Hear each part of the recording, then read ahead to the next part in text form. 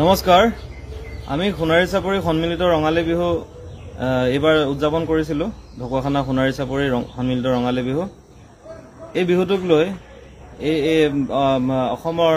জনপ্ৰিয় news channel news লাইভত কিছুমান বাতৰি সম্প্ৰচাৰ হৈ থকা আমি দেখিবলৈ পাইছো আমি জ্ঞাত নাছিলো নিউজ লাইভৰ মানুহ আমাৰ উক্ত অনুষ্ঠানত সেইদিনা উপস্থিত আছিল বুলি বিগত 30 এপ্ৰিল তাৰিখে আমাৰ অনুষ্ঠানলৈ আমাৰ যি বিহু অনুষ্ঠান আছিল এই অনুষ্ঠানলৈ বংগৰ গায়িকা মৰ্মিতা মিত্ৰ আহিছিল আৰু মৰ্মিতা মিত্ৰই সংগীতানুষ্ঠান আমাৰ উক্ত বিহুখনত প্ৰদৰ্শন কৰিছিল এতিয়া কথা হ'ল আমাৰ এই অনুষ্ঠানটোক লৈ মিডিয়াত বিভিন্ন ধৰণৰ কথা ওলাই আছে যে আমি কিবা অশ্লীল ব্যৱহাৰ কৰিলো কিবা কিবি কথা কৈ আছে কিন্তু কথাটো আসলতে তেনেকুৱা নহয় কথাটো হ'ল মৰ্মিতা মিত্ৰই আমাতকৈ আগত 29 তাৰিখৰ দিনা মাজুলীত এটা অনুষ্ঠান কৰিছিল গড়মূৰত আৰু উক্ত অনুষ্ঠানটোত তেওঁলোকৰ কিবা টকা পইচাক লৈ কিবা এটা বিসংগতি হৈছিল মানে কৈছিল যে মৰ্মিতা মিত্ৰৰ যিজন মেনেজাৰ জুন দাস তেখেতে আমাক ফোন কৰি জনাইছিল যে তাত টকা পইচা দিয়াও হোৱা নাই গতিকে 30 তাৰিখৰ দুপৰীয়া 3 মান বজাত তেখেতে আমালৈ ফোন কৰিছিল ফোন কৰি পিনি কৈছে যে আমি মৰ্মিতা মিত্ৰক দিবলগীয়া সমুদায় ধন এই 3 বজাৰ ভিতৰতে দিব লাগিব অন্যথা মৰ্মিতা মিত্ৰই আৰু তেখেতৰ স্বামীয়ে যি মানে প্ৰগ্ৰামৰ যি আনুষংগিক যি সা সৰঞ্জাম আছে প্ৰথম আহিবলগীয়া চাউণ্ডৰ কথা কৈছো এইখিনি আহিব নিদো বুলি কৈছে গড়মূৰতে তেওঁলোকে আবদ্ধ কৰি ৰাখিছে আৰু যদিহে আমি টকা দিওঁ তেতিয়াহে চাউণ্ডৰ বস্তু আহিব লগতে মৰ্মিতা মিত্ৰ সন্ধিয়ালৈ আহিব তেনেদৰে কোৱাত আমাৰ কমিটিৰ ফালৰ পৰা আমি জনালো যে আমাৰটো যিহেতু আমি এগ্ৰিমেণ্টত আমি তেখেতৰ লগত আমি চুক্তিবদ্ধ যিহেতু হৈ আছো গতিকে চুক্তি অনুযায়ীহে আমি টকাটো তেখেতক দিব পাৰিম মই কলো যে আৰু আমাৰ কমিটিয়ে ক'লে যে আমি সন্ধিয়া 7:30 8টা বজাত টকাটো দিব পাৰিম তেতিয়া তেওঁলোকে ক'লে যে তেতিয়া দিলে নহব তাতকৈ আগত দিব লাগিব তেনেকৈ আমি আগবাঢ়িলো আৰু আমাৰ কিছু অনুষ্ঠান হেকাৰণে নহল হেদিনা মৰ্মিতা মিত্ৰ নাহিব বুলি যেহেতু প্ৰচাৰ হৈ গল আৰু তেখেত পিছত আহিলে আগতীয়াকৈ আহিলে বাৰু আৰু আহিয়ে পোন প্ৰথমেই আমাক তেখেতৰ মেনেজাৰে মৰ্মিতা মিত্ৰৰ মেনেজাৰে আমাক পোন প্ৰথমে আহি টকা পইচাৰ কথা পাতিলে আমাৰ লগত আৰু সেই মতে আমি তেখেতলোকক টকা দিবলৈ আমি চেষ্টা কৰিছিলো আৰু আমি গোটেই টকাখিনি দিয়াৰ পিছত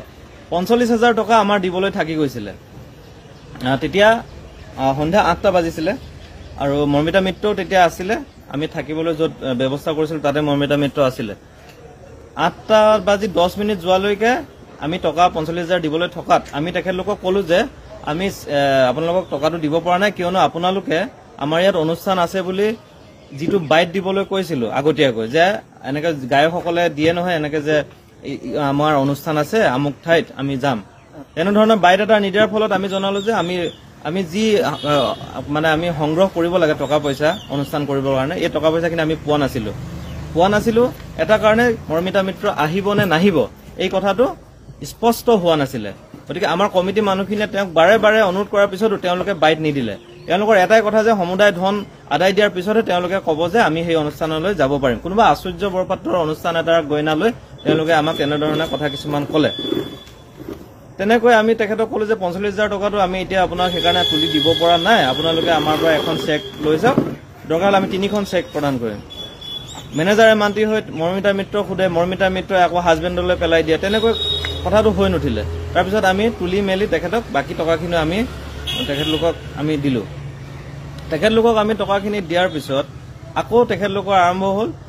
অনুষ্ঠানৰ কথাটো অনুষ্ঠানত তেখেতলোকে গৈ পোন প্ৰথমে কিবা শকত দুজনীমান বাউন্সাৰ লৈ আহিছে যিটো অসমীয়া যিটো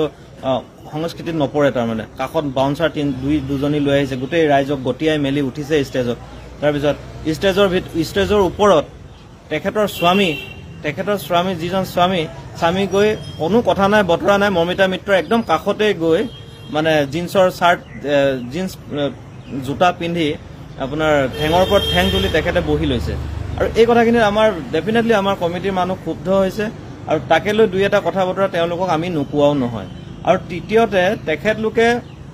অনুষ্ঠানটো যেতিয়া আৰম্ভ কৰিলে আমাৰ কমিটিৰ মানুহখিনিকে ষ্টেজৰ পৰা নামি যাবলৈ তেওঁলোকে বাৰে বাৰে কৈ আছে আৰু সেই কথাটো আপোনালোকক যদি সেই ফুটেজত আপোনালোকে চালে আপোনালোকে দেখিবলৈ পাব আৰু তেনেধৰণে যদি এগৰাকী শিল্পীয়ে কথা নাই বতৰা নাই কমিটিৰ মানুহখিনিকে যিখিনি মানুহৰ বাবে অনুষ্ঠানটো হৈ উঠিছে সেই মানুহখিনিকে যদি নামি যাবলৈ কয়, সেই মানুহখিনিকে যদি ভিডিঅ' এটা কৰোঁতে বাধা প্ৰদান কৰে, তেতিয়াহ'লে তেওঁলোকে দুই এষাৰটো টান কথা শুনিবলগীয়া হ'বও পাৰে। সেই কথাটো আমি অস্বীকাৰ নকৰোঁ, বা মোৰ ফালৰ পৰা মই কৈছিলোঁ সেইদিনা যে আপোনালোকক টকা দি আমি অনুষ্ঠানলৈ মাতিছোঁ, গতিকে আমি ইয়াত ভিডিঅ' কৰিছোঁ, এইটো আমাৰ ব্যক্তিগত কথা, আপোনালোকৰ কথা নহয়। কিবা এটা কথা কোৱাৰ লগে লগে গৈ বাউন্সাৰজনীয়ে গৈ পিনি মৰ্মিতা মিত্ৰক কথাষাৰ কৈ থৈ আহে কাণত। তাই গান গাইছে, আকৌ কথাটো শুনি উল্টা পুল্টা কথা আকৌ আমাৰ মানে কমিটিক গালি পাৰিবলৈ আৰম্ভ কৰিছে। গতিকে কথাখিনি তেনেকুৱা ধৰণৰ। আৰু আটাইতকৈ চূড়ান্ত তেওঁৰ মানে অভদ্ৰামী, গিৰিয়েক আৰু মৰ্মিতা মিত্ৰৰ একদম চূড়ান্ত অভদ্ৰামী কি কৰিছে, আমাৰ যেনেকৈ অনুষ্ঠানটো চলি থকাৰ সময়ত গায়কে যেতিয়া ব্ৰেক লয়, কো ছিংগাৰক যেতিয়া গান গাবলৈ দিয়ে, মৰ্মিতা মিত্ৰই 11:30 বজাত অনুষ্ঠানত উঠি 1:10 অনুষ্ঠানৰ পৰা নামি গুচি গৈছে। আৰু তেওঁ এবাৰো কমিটিক জনোৱা নাই। আৰু আমাৰ মুখ্য উপদেষ্টা আমাৰ পিছফালে আছে হৰেণ সিঙা ডাঙৰীয়াই এংকৰৰ দায়িত্ব পালন কৰি আছিলে, অন্ততঃ তেখেতকো এবাৰো নজনালে যে তেখেতে আকৌ এবাৰ যে মঞ্চলৈ নাহে। একদম মানে সেই মোটামুটি 1.5 ঘণ্টামান 2 ঘণ্টা মানে নহ'ল আৰু 1.5 ঘণ্টা 2 ঘণ্টাৰ ভিতৰত অনুষ্ঠানটো কৰি তেখেতে নামি গুচি গ'ল কো ছিংগাৰজনক দায়িত্ব দি। আৰু ইমান এটা অৰাজক পৰিৱেশৰ মাজত কমিটিখনক এৰি থৈ তেওঁ গুচি যাব নালাগে। আচলতে আমি এইটোৱে ক'ব বিচাৰিছোঁ, মৰ্মিতা মিত্ৰই এই মিডিয়াৰ মানুহ লৈ আহি কি কৰিব বিচাৰিছে আমি নাজানো, কিন্তু আমি জ্ঞাতই নহয় যে মিডিয়াৰ মানুহ তাত আছে। গতিকে সম্পূৰ্ণ ফুটেজখিনি যদি চোৱা যায় তেতিয়া গম পাব তাত কি হৈছিলে আচলতে। আৰু আমি আমাৰ সোণাৰী চাপৰি সন্মিলিত ৰঙালী বিহুৰ পৰা এটাই আহ্বান জনাবলৈ বিচাৰিছোঁ, সমূহ অসমৰ যিসকল